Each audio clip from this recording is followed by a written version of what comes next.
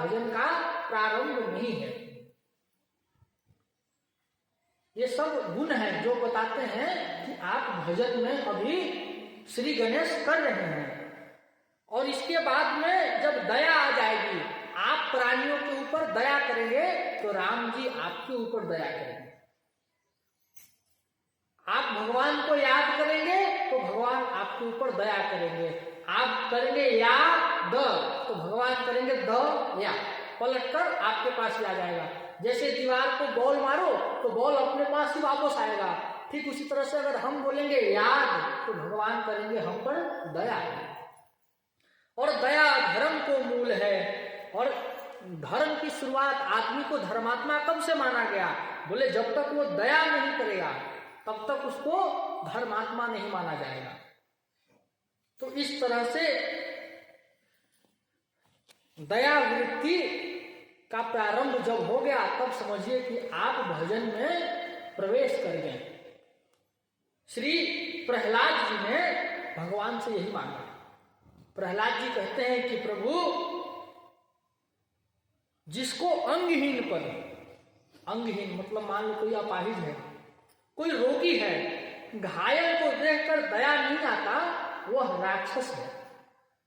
इसीलिए हे प्रभु, मुझे ना ऐसा करो कि मेरे अंदर दया भाव जागे। ये प्रहलाद जी मांगते हैं भगवान से वरदान। श्री नारद जी भी इस तरह से कई बार दया दिखाए हैं जीवों के ऊपर। नारद देखा विकल जयंता, लाग दया कोमल चित संता। जब जयंत व्याकुल हो गया तो नारद जी को दया आई। इसके बाद में जब हृदय में दया भाव आ जाएगा तो उसके बाद में स्वाभाविक है कि आपके अंदर विनम्रता आएगी। और ये विनम्रता भक्ति महारानी का सिंहासन है। जब तक विनम्रता नहीं आएगी तब तक भक्ति महारानी आपके हृदय रूपी सिंहासन पर कभी नहीं बैठ सकते। अब विनम्रता का मतलब कायरता नहीं, विनम्रता का मतलब कायरता नहीं है। विनम्रता कैसी होनी चाहिए कि सब में भगवान को देखना। सब में, ये बात बहुत अटपटी लगती है लेकिन अनुभव में बहुत अच्छी है। जैसे आप समझिए हनुमान जी रावण के सामने गए और आप जब सुंदरकांड पढ़ेंगे तो हनुमान जी के जो शब्द हैं, रावण से इतना आदर से बात करते हैं हनुमान जी। और शब्द क्या प्रयोग करते हैं? बोले स्वामी, प्रभु। आप जब सुंदरकांड पढ़ेंगे तब ये हनुमान जी के शब्द हैं। अब स्वामी किसको कहा जाता है? अपने मालिक को कहा जाता है स्वामी।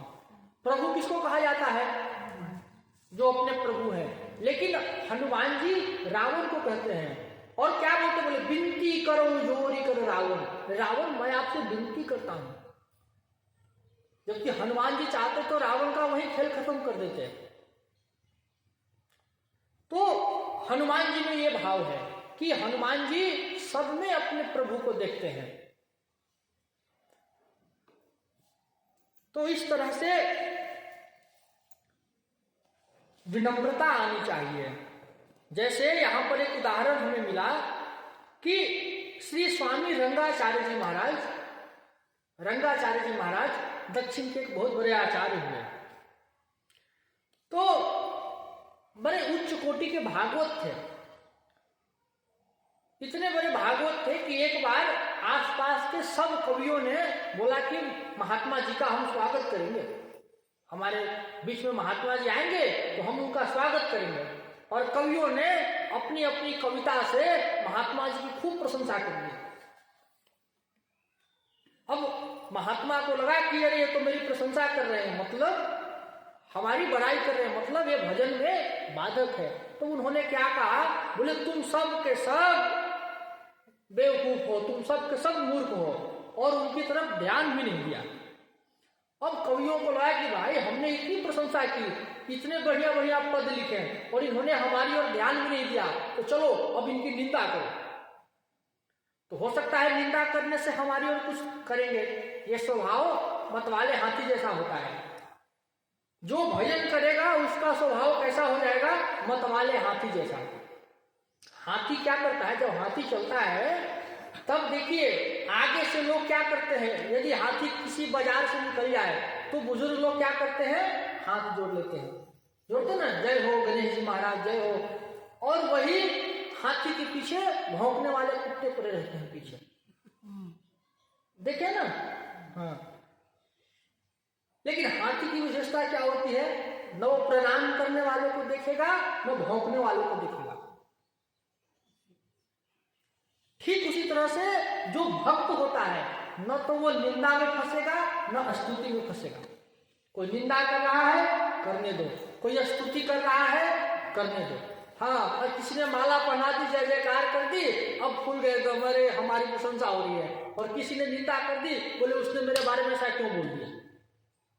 तो इन सब द्वंद्वों में जो फंस गया, समझिए वो भक्त नहीं है। निंदा कर रहा है करने दो, वो उसका काम है। यहां तक कि यदि कोई आपकी निंदा करता है तो उसको कबीर बाबा कहते हैं कि निंदक नियरे रखिए, अपने पास में बिठाओ उसको। और क्या करें? बोले आंगन कुटी छवाए, और अपने आंगन में उसको, घर में उसको जगह दे दो। इतना उसके संग करो, क्योंकि वो बिना साबुन और बिना पानी के आपका अंदर का मैल धो रहा है। निंदक नियरे रखिए, आंगन कुटी छवाए, ऐसा कहते कबीर बाबा। तो श्री रंगाचार्य जी के साथ ऐसा ही हुआ। अब न तो उन्होंने निंदा करने लगे तो भी ध्यान नहीं दिया, और अब प्रशंसा किए तब भी ध्यान नहीं दिया, और सीधा गए वो मंदिर में दर्शन करने और बोले, श्लोक बोले, पापो हम पाप कर्मा हम पापात्मा पाप संभवम। हे प्रभु मैं पापी हूं। अब भक्त ही तो प्रार्थना करता है भगवान से, प्रभु मैं दीन हूं, आप दीन बंधु हो। हे प्रभु मैं पापी हूं, आप हमारे पाप को दूर करो। अब जैसा ही ऐसा प्रार्थना किया कि प्रभु मैं पापी हूं पर आपके शरण में हूं, और ये श्लोक करके दंडवत करके जब उठने लगे तो उसी समय केशव नाम के कवि ने बोल दिया, प्रभु एक ठीक बोलता है, एकदम एक नंबर का पापी है। हम लोगों ने इतना सम्मान किया तो भी इसने कोई हमारी बात की वैल्यू नहीं दी। अब जब ऐसा सुने तो अब सोचो, अब पूरा मंदिर है, सब भरा हुआ है, मंदिर के बीचों बीच ऐसा बोल दिया। तो केशव कवि भगवान से कहते हैं, प्रभु देखो एक सबूत भी मिल गया आपके सामने, ये सबूत भी मिल गया आपके सामने। मैं बोला पापी हूं और ये देखो ऐसा गवाही भी दे रहा है। और प्रभु आप तो पापी को जल्दी तारते हो, तो हमको तारो। तो इतनी विनम्रता, और जब ऐसी विनम्रता आएगी, श्रीमन महाप्रभु कहते हैं, किसी ने महाप्रभु जी से पूछ लिया आप कौन हो, लोग पूछते ना कौन हो तुम, तो महाप्रभु जी कहते हैं ना हम विप्रो। लोगों ने पूछा तुम पंडित जी हो, तो महाप्रभु कहते हैं मैं ब्राह्मण नहीं हूं। तो क्या राजा हो? हाँ, ब्राह्मण नहीं हो तो क्या क्षत्रिय हो?